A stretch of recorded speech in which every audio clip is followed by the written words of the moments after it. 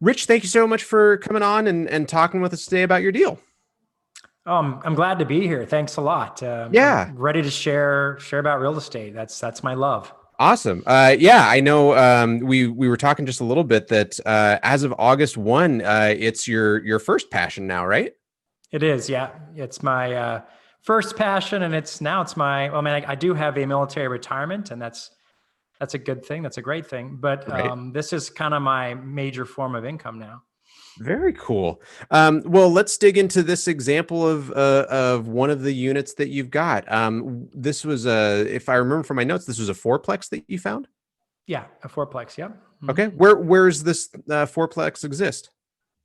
Let's see. This fourplex is in Montgomery, Alabama. Okay, I guess I could kind of quickly tell you a little about my background. sure, absolutely. I was in the military for the past 20 years, just retired. And while I was in the military, I invested in real estate. But really, that started to be a bigger thing in 2013 when I moved here to Montgomery, Alabama, which is where I am now. And I purchased six properties in a year. I paid cash for those properties. They weren't very expensive. And then I moved away and I was gone for 5 years and I bought 16 more. But I was overseas at the time. I was in, let's see, I was in Korea and in Germany for 5 years. Oh, wow. Then I retired here and I came back here a year ago to do my last year in the military and retired where my properties are here in Montgomery, Alabama. So at that time, I had a paid off portfolio of 20 properties. So Holy cow. that's where I started from. And then in the past, I guess you could say since COVID, since COVID happened, I don't know what the right terminology is. I've purchased 10 units, one 6 unit and one 4 unit. And so I think today we're talking about one of those. And I've purchased both of those with loans, which is actually something that I had not done in the past. Oh, wow. Okay, so the first 20 units that you bought, and interestingly enough, you part of your portfolio you purchased while you were out of country. Yes. So those were all cash transactions that you were able to do, but these last ones this year, these have all been loans. They've all been loans. And I mean, obviously I'm a conservative investor.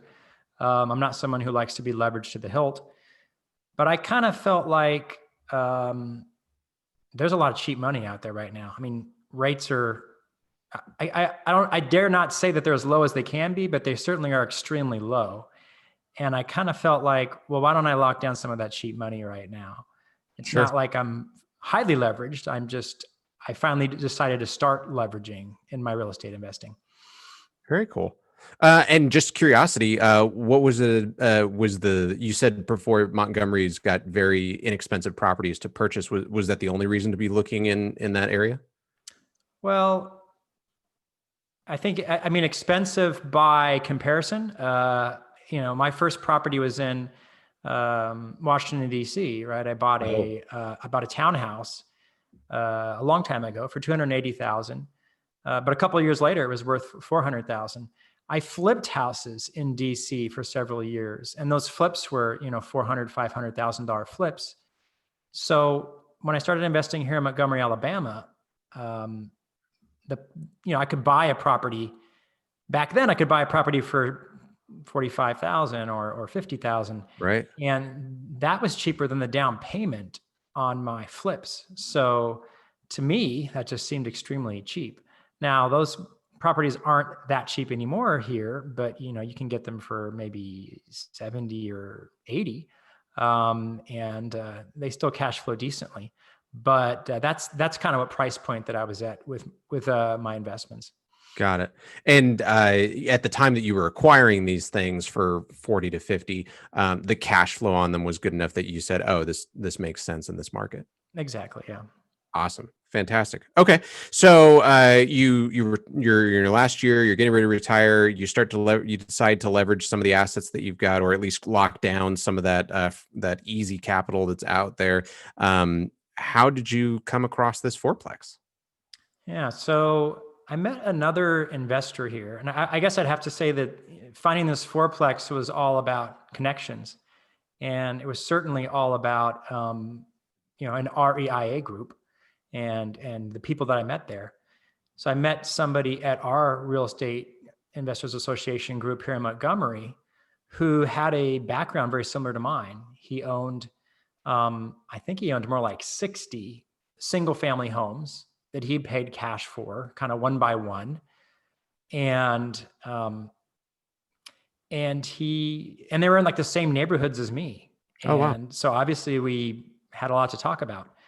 I was telling him that I was very interested in doing multifamily, and he was trying to talk me out of that didn't make any sense in this market. And that he says, you got a great thing going. So keep doing it. Like, just keep doing exactly what you're doing. And so kind of fast forward a little bit, he bought a package of homes from a woman who was who's going through bankruptcy. And one of the properties in the package was a fourplex that he didn't want because he likes single families. I had been out to lunch with him a few times. I had looked at properties with him. We'd hung out a little bit. He called me up and he said, "Rich, I got a lot of people that want this, but I know that you're a multifamily guy." He's like, I'll sell to you for 190. He said, I'm going to make 10,000 on it. And I need to know right now, because I got like 5 or 6 people that would take this at the drop of a hat. Oh, wow. So that's kind of how this came about. Got it. So again, the sometimes the best deals just come because you're front of mind for somebody else and they're just thinking of you and go, "Oh yeah, I know somebody looking for this." Right. Okay. So he offers it to you at 190. You take a look at it and you decide it's a deal. What was your analysis on it? How did you know that at 190 it was a good deal for you? Yeah, I think for me, obviously it helps, to have already been operating here in the city, had several rental properties in different locations for the past 5 years. And so I had a very good sense of, what made sense, like what rents I could get and what the good areas were and the bad areas were and crime and all that. So I think that, 190, and I divided that by 4, and I'm kind of like, okay, this is my, per unit price. I probably need to get a calculator out, but divide 190 by 4. So my per unit price isn't too bad. I don't know if you have your calculator out. I don't have mine out now, but I can quickly pull it up. Oh, here I do have one handy here. So 190 divided by 4. So I'll get 47,500 per door. And then they were getting 650 a unit, and one was vacant and partially and recently remodeled. And I was already getting 650, but based on my analysis of the area, which there's lots and lots of apartments on that street, and also lots of quads and a few like 8 and 16 plexes. I knew that with remodeling, I could get the rents up to more like 750 or even 800. So I'm like, well, I'll be fine at 650, but if I remodel and get those higher rents, I'll be making quite a bit more money. And I actually got the one unit rented out before I closed, the one that was remodeled. And let me make sure I've got this straight in my head. Let's see, 650. I believe I rented it to her for 790. So that was already a good jump. And that was without me having to put any money into that unit because it was the one remodeled unit. So, and really what it was is it's a $740 rent and then a $50 water fee, which people around here don't charge those fees. They're usually just included in rent. I kind of decided to charge these fees in my multifamilies. I only have 2, but I'm kind of doing that as sort of people are kind of like, oh, the rent's $740. That's not too bad. And then I have a $50 fee. I think it just kind of feels and looks different to them. Sure. But in the other units, I'm getting $650 and I'm also paying, right? I'm also paying for water. So you're really only getting 6. Right. Yeah. Well, yeah. I mean, $650, that $50 per unit probably, puts me $40 or $50 ahead. Oh, okay. Got it. Yeah. Cool. All right. So at this point, your valuation on it as a deal is all right. I'm picking it up for X, and the units are making Y with just a little bit of effort. And my plan is already proven because one of the units I didn't have to remodel. I was actually able to get Z for it. Yeah. And so just out the gate, just looking at it like, oh, this is a money maker for me at 190. I'm good to rock and roll. It is. And I mean, I kind of think about it like I'm getting a property for 47,500 because I think in terms of single family, because that's just what I have. I have 20 of them. So it's Yeah, kind of like, well, you have that affliction, right? Of just yes. you know what you know what you know. So it's kind of like, well, it's kind of like I'm buying 4 single family homes for 47.5, but I'm getting a rent of, 800 for them or 790 for them after I put some work into the other 3 units. And I'm like, yeah, like that's a great deal. I have trouble finding those deals among single family anymore. Um, Now it had a roof that was shot, and out of all my properties that I've bought, I haven't replaced any roofs yet. But this time the roof was really shot, and there was damage in some of the units from leaking. And so I made the decision to fix the roof immediately upon purchase. Um, and through this same person that I bought the property from, he kind of like found the workers who do the roofs for the bigger companies, and he just kind of hires these people when they're on their off days Sure. to come do roofs at basically cost, or a much cheaper, for a much cheaper amount, if that makes sense. Like Yes. basically they're driving their boss's truck and using their boss's stuff, but it's like an off day or a weekend. Right. And they do it like, I'd say probably at 50% of the labor cost. And then I bought the materials. So I did the roof on this fourplex for about $5,000, which is a Whoa. pretty good price for a fourplex. And not only that, but I sort of have this connection now where I can use this person on my other properties. So, Sure. and I've seen this in other things that I've done in a sixplex that I bought, another sixplex that I bought. Sometimes when you buy a house from somebody, you're not just getting the deal, but you're also getting a lot of connections with that deal. And sometimes the relationship that you make through that deal can be just as helpful as the deal is itself. And I kind of feel like that about this particular deal. The person that I'm working with, I mean, there could be more stuff from him in the future. He knows that he came to me and he offered it to me, and he knows that I had the money and I closed quickly and I didn't give him any problems. And same about him. He kind of told me like, hey, I'm going to give it to you for 10,000 extra. This is what I paid for it. I actually checked all that stuff. And I think we just came to just both realize, kind of, hey, this is a good guy, and I'd work with this guy again in 2 seconds. And so that's a very kind of helpful thing that came out of this. Oh, sure. I mean, in this investment strategy, the ability for somebody to be able to follow through on what they say they're going to do is, almost better than finding, a tough deal in some cases. Because as he knew from his experience with you, he's like, oh, okay, well, I know Rich is going to follow through now. Like if I have an actual property and it's legit, we're all good. And he's going to be straight up with you about what it is. Yeah, and I think, and a part of that too is he was going through this thing where he bought this large package, and he was trying to unload 3 or 4 of the properties to other people and like keep, 10 for himself. Well, I wasn't the only moving part in this. I mean, there's like 5 or 6 moving parts, but apparently I was the only moving part that didn't end up screwing him over a few times. Oh, wow. So, I mean, he dealt with a lot of, this person didn't have the money, this person changed their mind, that kind of thing. So again, it says something when somebody's just kind of like, hey, Rich, you want this? Yeah. And then kind of like, hey, Rich, you ready for closing? Yeah. Hey, Rich, we're at closing now. Yeah, that was easy. Yeah, it was. I mean, it was just a very, on both sides, it was very simple, straightforward, and we didn't really have any problems. I mean, me wanting to inspect the property and him working it all out, and me showing up at the closing table with no problems.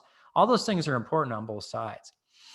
Yeah, I mean, it's that adage we've all heard, right? Which is every deal is its own individual snowflake. They all have their own quirks and features and that sort of stuff.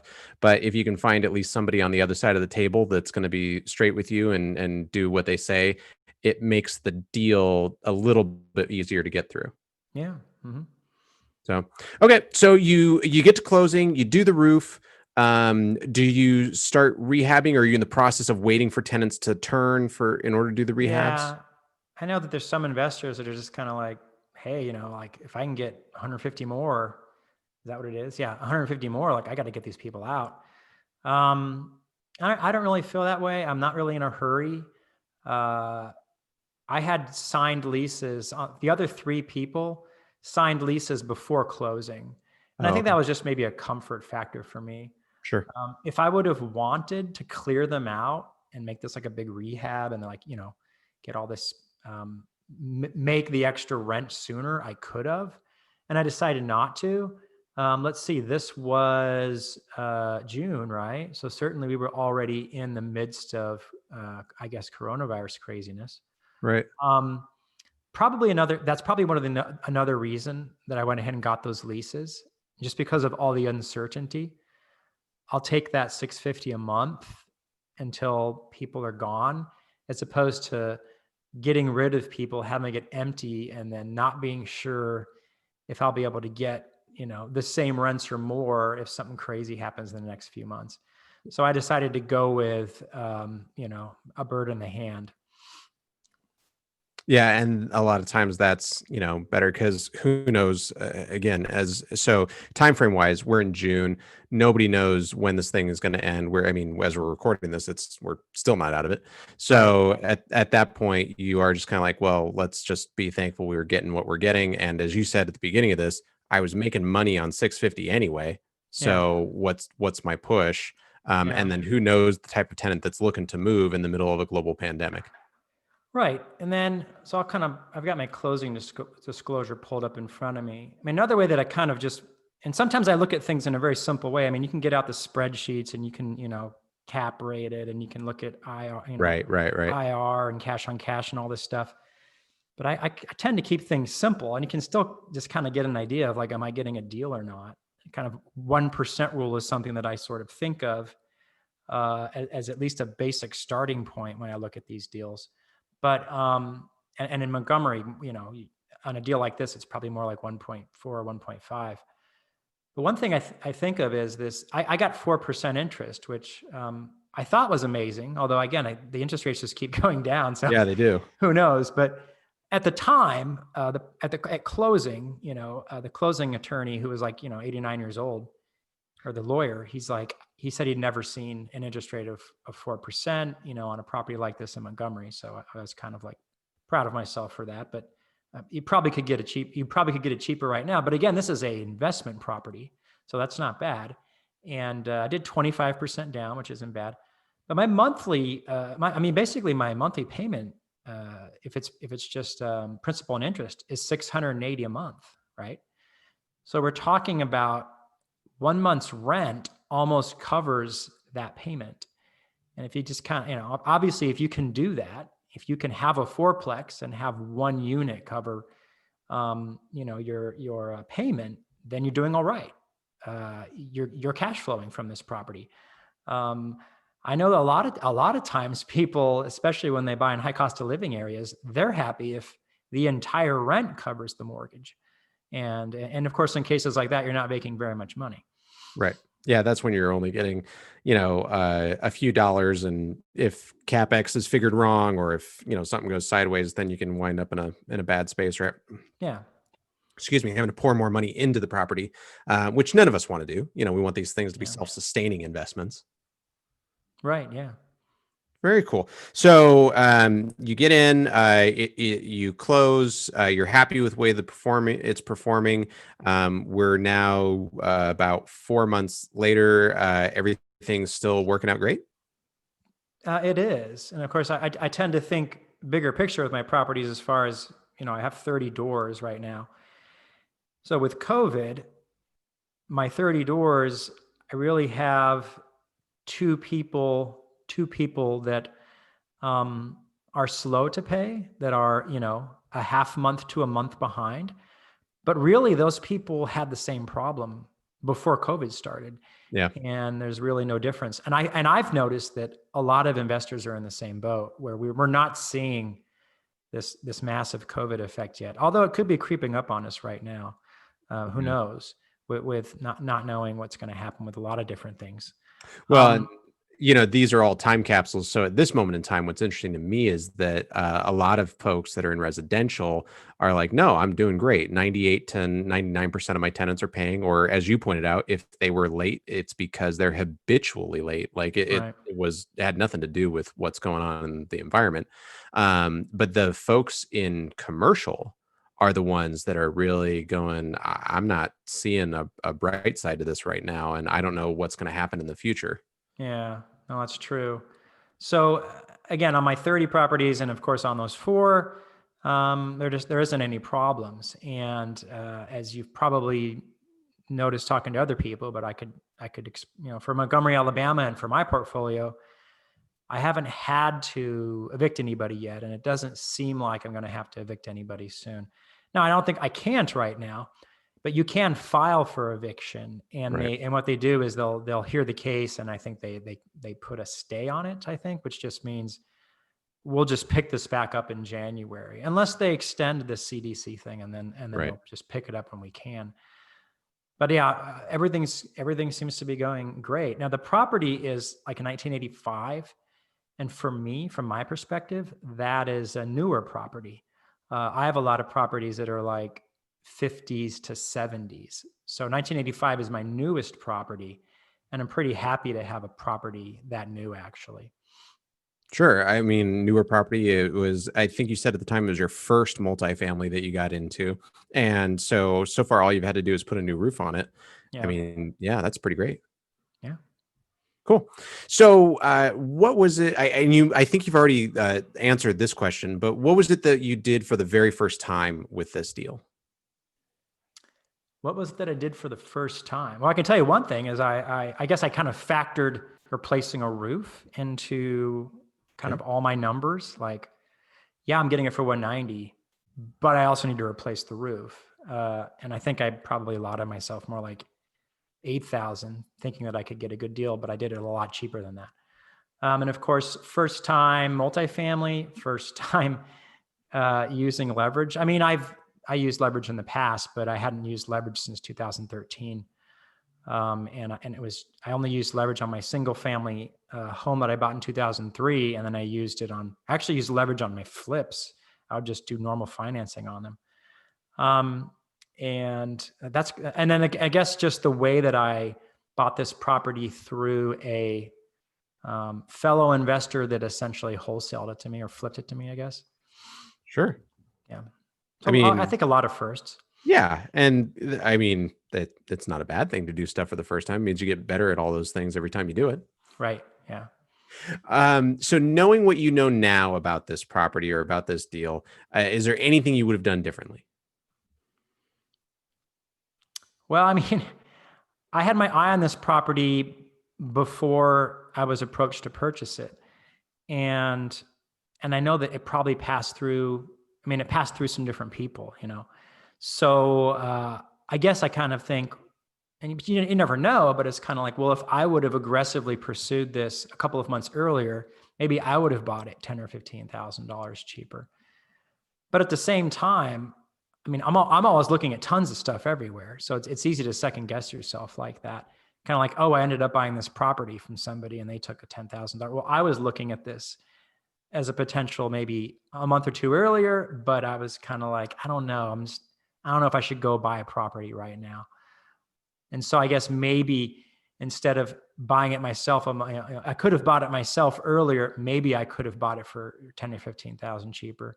That's just something that crosses my mind, but I don't know if it's that helpful. If it's that helpful to think that way, because again, I'm always looking at deals everywhere and you kind of never know what's going to jump in front of you.